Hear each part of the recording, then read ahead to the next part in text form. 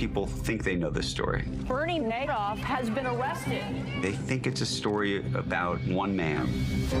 There is no way you can run a $50 billion Ponzi scheme and not have anybody else know about it. Madoff was the scapegoat for the financial crisis. But in a blue-collar crime, the bodies drop before you investigate. In a white-collar crime, they drop afterwards. The new Netflix documentary, Madoff, The Monster of Wall Street, reveals the truth behind Bernie Madoff's infamous $64 billion Ponzi scheme. The four-part series explores how Madoff became one of the most influential power brokers on Wall Street and what led to his ultimate downfall. Joining us now to tell us more is the film's director, Joe Berlinger. Good morning, Joe. Hey, how are you guys? Doing well, thank you.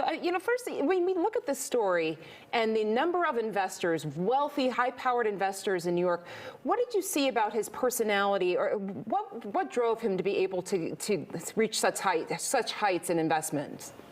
Well, he was a very charismatic guy, and he was able to fool people. That's what psychopaths and sociopaths do.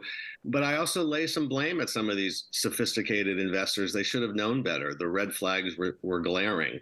And it happens time and time again that there's fraud on Wall Street, and the seeds of those fraud usually is regulators who are asleep at the wheel. The SEC failed so miserably in this instance, and investors who should know better, who look the other way because the money's just too good. That's not the small individual investors who got wiped out. Those people I have tremendous sympathy for. But there were sophisticated middlemen taking other people's money and giving it to Bernie, and they didn't do the due diligence that should have been done. Yeah, and so maybe you understand that if it's a Kevin Bacon or Larry King or their financial advisor, but what about the international mob? Are you surprised that they never caught on to this and did something about it? Well, one of the reasons I think Bernie quickly pled guilty and took himself off the streets was not because of some noble protection of his family, as he claimed, but I think he was afraid of getting whacked. He fooled everybody, and some of the mob money that went into Bernie's hedge fund, went through these middlemen who are the sophisticated investors who should have known better. We see the same thing happening with FTX. You have sophisticated investors who were completely fooled. It smelled too good to be true, and yet they took other people's money because, greed sometimes has a way of making you look the other way. Yeah. You also explore the relationship between Bernie Madoff and rumors that he was connected with a Russian crime syndicate. What did you discover in that investigation?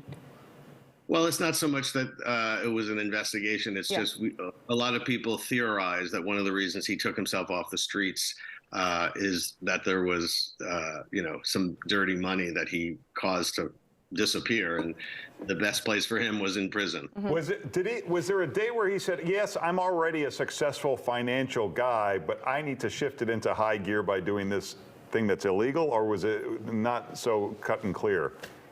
Well, I mean, if you believe his story, he says the Ponzi scheme started in the late 90s when his legitimate business, he had a legitimate market-making business, and when his legitimate business started being affected by competition, he had to shore up that legitimate business with the use of Ponzi funds. But I believe he was playing fast and loose with the rules right from the get-go, from the earliest days of him being a stockbroker.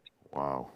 Madoff, The Monster of Wall Street is streaming now on Netflix. You can also follow Joe on Twitter and Instagram. Joe, thanks so much for joining us this morning. Thanks, Joe. Thank you so much. Appreciate it.